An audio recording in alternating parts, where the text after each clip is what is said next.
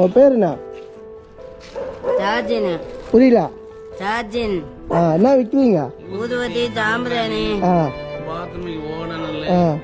பீரோலைக்கு வாசனை வருது. ஜவாஷன். இல்லையா? சாப்பிட்டீங்களா? எங்க வீடு? திருச்சியா?